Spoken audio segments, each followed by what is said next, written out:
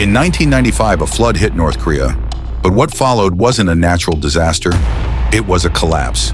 The government shut off food to entire regions. Pyongyang ate. The rest starved. Hunger turned people into ghosts. How do you survive when your country turns its back on you? This is the story of North Korea's 1990s famine, known as the Arduous March, a disaster the world barely noticed, but that killed over 1 million people.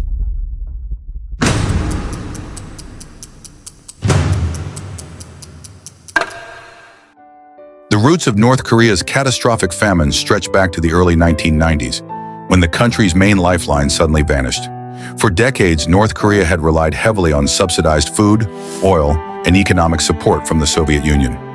When the USSR collapsed in 1991, this support disappeared almost overnight, leaving North Korea's inefficient agricultural system exposed and vulnerable. The country's farming system was already broken. Decades of government mismanagement had created an agricultural nightmare, which relied on massive amounts of chemical fertilizer to force crops from mountainous, unsuitable land. Without cheap Soviet fuel and fertilizer, farm yields began plummeting. The government responded with a cheerful slogan, "Let's eat only 2 meals a day." Then nature delivered the knockout blow. In July and August 1995, torrential rains described as of biblical proportions devastated the country. In one county, 35 inches of rain fell in just 7 hours, an intensity never before recorded in the region. The Amnok River's water flow reached 4.8 billion tons over 72 hours. The floods destroyed 1.5 million tons of grain reserves and wiped out 30% of the country's arable land. But the floods alone did not create the famine. What turned a natural disaster into a humanitarian catastrophe was the government's calculated response. Rather than mobilize all resources to save lives, Kim Jong-il's regime made a chilling decision. They would practice triage.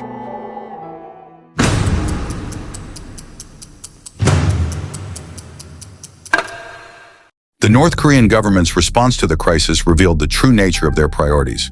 Starting in 1994, authorities systematically shut down the public distribution system in the northeast provinces, effectively abandoning millions of people to starvation. This was not incompetence, it was strategy. The regime focused its dwindling food supplies on 3 critical groups: the residents of Pyongyang, whose loyalty was essential for regime survival, workers in industries deemed vital to state security, and military personnel and party cadres. Everyone else was left to fend for themselves in what became a cruel game of social Darwinism. This deliberate triage explains why death rates varied so dramatically across the country. In Pyongyang, life continued with relative normalcy, while in industrial cities like Chongjin, in the northeast, factories stood empty and corpses littered the streets. As one survivor recalled, "There were so many deaths. We got used to seeing dead bodies everywhere at train stations, on the streets." The government also weaponized language to hide the crisis.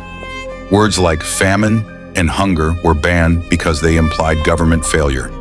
Citizens who suggested that deaths were due to starvation could face severe punishment. Instead, the regime promoted hillside farming and foraging while issuing propaganda about foreign enemies causing their hardships. When the state abandoned them, North Koreans had to revolutionize their approach to survival. The first change was dietary. People switched from rice to whatever they could find. Corn, barley, millet, and potatoes became staples. But soon even these became scarce, forcing people to turn to alternative foods that had no nutritional value. Factories began producing dark brown noodles made from grass and leaves, which served as little more than stomach fillers. These alternative foods caused serious digestive problems, especially among children and the elderly, but they helped people feel less hungry.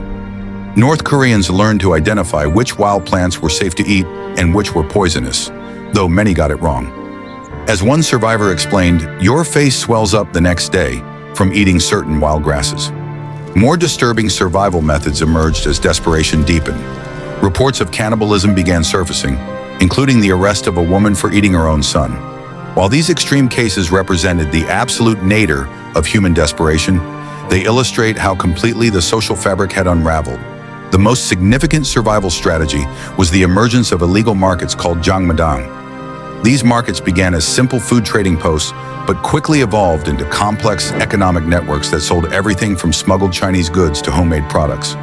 One of the most popular items was injogogi, or artificial meat, made from soybean oil dregs, rice, and chili sauce. Originally a desperate substitute for real protein, it became so popular that people continued eating it for taste even after the famine ended.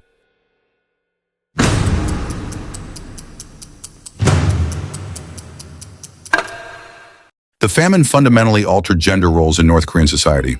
While men died at significantly higher rates, women proved more adaptable to the crisis. Statistics from North Korea's 2008 census showed that men accounted for about 240,000 of the excess deaths, while women accounted for only 100,000. This pattern reflects a biological reality observed across human famines. Women tend to survive extreme conditions better than men, even from infancy. But the gender difference went beyond biology. Women became the primary breadwinners as they dominated the emerging market economy. Government regulations that restricted trading by age inadvertently pushed women to the forefront of economic activity as they faced fewer restrictions than men. Women learned to trade, smuggle, and navigate the dangerous world of black market commerce. As one defector explained, the increased economic activity of women brought about changes in gender roles within families. Women who had previously been confined to domestic roles now became the family's economic lifeline. This shift created lasting changes in North Korean society that persisted long after the famine ended.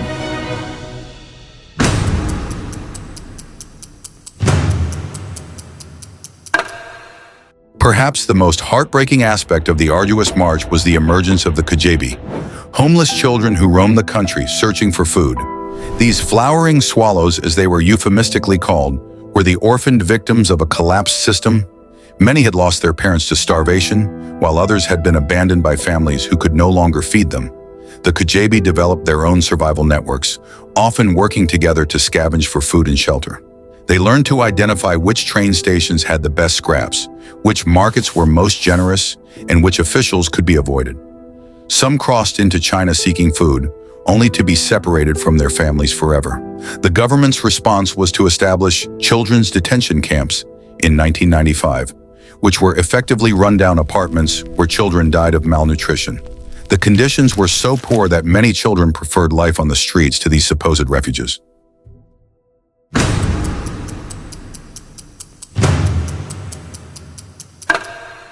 For years, the outside world remained largely unaware of the unfolding catastrophe.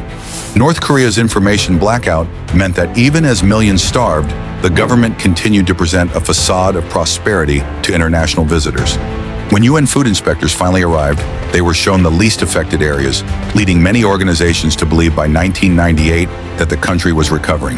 The international aid response, when it finally came, was complicated by political considerations. North Korea had issued an unprecedented request for humanitarian assistance, but aid organizations faced an impossible dilemma: how to help starving people without supporting the regime causing their suffering. Some organizations ultimately withdrew, citing lack of access and concerns about aid diversion. The aid that did arrive had unintended consequences. International food assistance helped stimulate private markets and reduced food prices by 25 to 35%. It also undermined government propaganda about South Korea and the United States being enemies, as starving North Koreans could see with their own eyes that these supposed adversaries were sending life-saving aid. The famine's most lasting impact was the creation of what defectors call the Jangmadang generation. Young North Koreans who came of age during the crisis learned that survival depended not on loyalty to the state, but on entrepreneurial skills and market savvy. As one defector noted, "I jumped into trading from middle school to earn money." By the time the acute phase of the famine ended in 1999, a fundamental shift had occurred in North Korean society. People had lost faith in the state's ability to provide for them and had created their own survival networks. The relationship between citizen and state had been permanently altered. As another survivor explained, "We realized that if we didn't do anything, we'd starve to death. So we started trading." This transformation forced the government to adapt. In 2002, Kim Jong-il announced sweeping economic reforms that officially recognized some market activities. Prices were raised as much as 500-fold, the currency was devalued by 98%, and the 50-year-old ration system was largely abolished. These changes represented an admission that the old system had failed.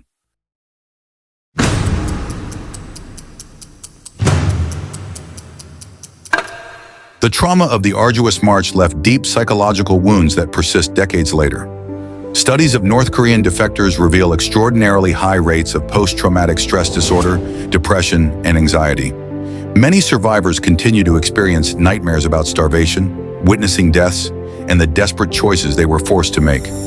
One defector described how the famine destroyed basic human relationships. In the middle of a long famine, people lose all sense of humanity. You couldn't survive without dirtying your hands. Parents stole from their own children, neighbors stopped helping each other, and survival became a solitary struggle. The psychological impact was compounded by the complete absence of mental health support in North Korea. As one survivor noted, there is no concept like depression in North Korea. People suffering from trauma were told they were weak or disloyal, adding shame to their already overwhelming burden. The lessons of the Arduous March continue to resonate in contemporary North Korea. When Kim Jong-un warned of another difficult Arduous March in 2021, amid COVID-19 border closures and food shortages, the reference sent chills through a population that remembered the 1990s all too well. Today, North Korea still faces chronic food insecurity. Recent estimates suggest that 60% of the population remains food insecure, with around 15.3 million people affected. The country continues to experience annual food shortfalls of approximately 1 million tons. However, the survival networks created during the famine have proven remarkably durable. A 2019 survey found that 72% of North Koreans now derive almost all their income from market activity rather than state employment. The jangmading that emerged from desperation have become permanent fixtures of North Korean life, representing a form of everyday resistance to state control.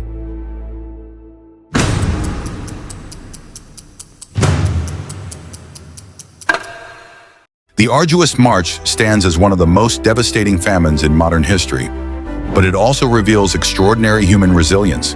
When faced with complete state failure, ordinary North Koreans did not simply perish. They adapted, innovated, and created new ways of surviving that fundamentally transformed their society. The famine exposed the hollow nature of the North Korean state's claims to care for its people. When crisis struck, the regime's true priorities became clear. Preserving power mattered more than preserving life. This revelation created a permanent rift between the government and its citizens that persists today. Perhaps most significantly, the Arduous March demonstrated that even the most totalitarian systems can be transformed by human agency. The markets that emerged from desperation became spaces of relative freedom where North Koreans could make choices, take risks, and improve their lives through their own efforts. These markets represent cracks in the totalitarian facade that continue to widen. The survivors of the Arduous March carry within them both trauma and transformation. They learned that they could not depend on their government, but they also learned that they could depend on themselves. This knowledge, passed down to their children, has created a generation of North Koreans who view their relationship with the state very differently than their predecessors. As we look toward North Korea's future, the legacy of the Arduous March suggests that change, when it comes, may emerge not from the top down, but from the bottom up, driven by the same human ingenuity and determination that allowed millions to survive their government's greatest failure. The question is not whether North Korea will change, but whether it can change fast enough to prevent another march through the valley of starvation.